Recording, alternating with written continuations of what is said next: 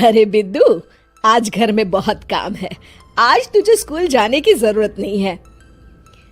लेकिन दादी, आज तो स्कूल में मेरा टेस्ट है।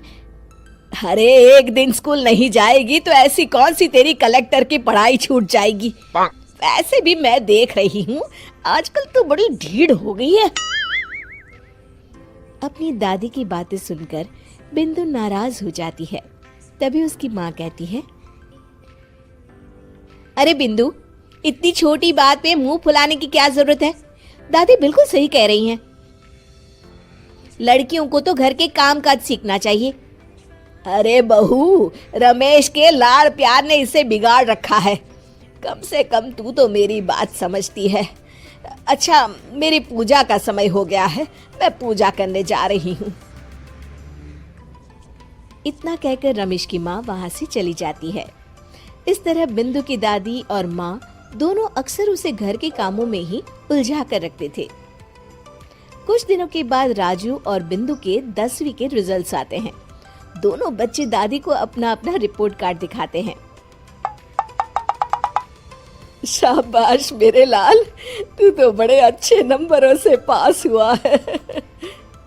तभी बिंदु कहती है, दादी मैं भी अच्छे नंबरों से पास हुई हूँ। रमेश की माँ बिंदु को अनदेखा करते हुए कहती है, हाँ हाँ ठीक है, अभी यहाँ खड़ी क्या कर रही है, सुन लिया मैंने। जाकर मेरे लिए चाय बना कर लिया। बिंदु उदास होकर चाय बनाने किचन में चली जाती है। तभी राजू कहता है, दादी मैं क्रिकेट के कोचिंग सेंटर में एडमिशन लेना चाहता हूँ। अरे वाह राजू बेटा, ये तो तूने बड़ी अच्छी बात कही। तू कल ही अपना एडमिशन करा ले, जितनी भी फीस होगी मैं दे दूंगी। अरे एक दिन मेरा पोता विराट कोहली बनेगा। इस तरह अक्सर रमेश की माँ अपनी पोती बिंदु के साथ दुर्व्यवहार करती थी। कुछ दिनों के बाद रमेश की माँ और उसकी पत्नी दोनों सास बहू मिलकर राजू का एडमिशन अच्छे स्कूल में करवा देते हैं, लेकिन बिंदु का एडमिशन नहीं करवाते। इस बात से नाराज होकर बिंदु अपनी दादी से कहती है, लेकिन दादी मुझे भी आगे की पढ़ाई करनी है। अरे क्या करेगी आगे की पढ़ाई लिखाई करके हैं? आज से ये पढ़ाई का भूत अपने दिमाग से उतार दे।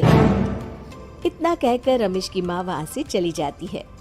उस दिन के बाद से बिंदु की पढ़ाई हमेशा के लिए छूट जाती है और उसकी दादी उससे घर के सारे काम करवाना शुरू कर देती है।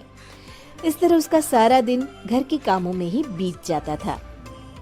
कुछ दिन बीत जाते हैं और एक दिन रमेश छुट्टियों पर घर आता है। बिंदु को घर के काम करते हुए देख उससे कहता है, अरे बिंदु बेटा, तुम स्कूल नहीं गई? पिताजी, दादी ने मेरा एडमिशन कराने से मना कर दिया है। वे कहती हैं घर पे रहकर घर के काम करना सीख। अपनी माँ का ये बर्ताव देख रमेश को बहुत गुस्सा आता है और वो अपनी माँ से कहता है, माँ ये तुमने क्या किया? आगे की पढ़ाई के लिए स्कूल में बिंदु का एडमिशन क्यों नहीं करवाया? अरे बेटा, लड़की जात है, ज्यादा पढ़ लिख कर क्या करेगी? वैसे भी शादी के बाद तो इसे घर के ही काम करने हैं ना।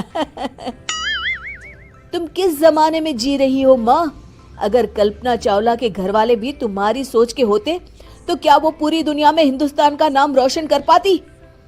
इसका स्कूल छुड़वाकर तुम इसका भविष्य बर्बाद कर रही हो, लेकिन मेरे रहते ऐसा नहीं होगा। बिंदु बेटा, कल ही तुम्हारा एक अच्छे स्कूल में एडमिशन करा दूंगा। तुम जितना चाहे उतना पढ़ो। मेरे होते हुए तुम्हें किसी बात की चिंता करने की जरूरत नहीं है। अपने पिता से हौसला पाकर बिंदु खुश हो जाती है और कहती है, जी पापा, मैं खूब मन लगाकर पढ़ाई करूंगी और बड़ी होकर डॉक्टर बनूंगी। ये हुई ना बात। शाबाश मेरी बेटी। शिक्षा, लड़का हो या लड़की, हमें दोनों को आगे बढ़ने का मौका देना चाहिए।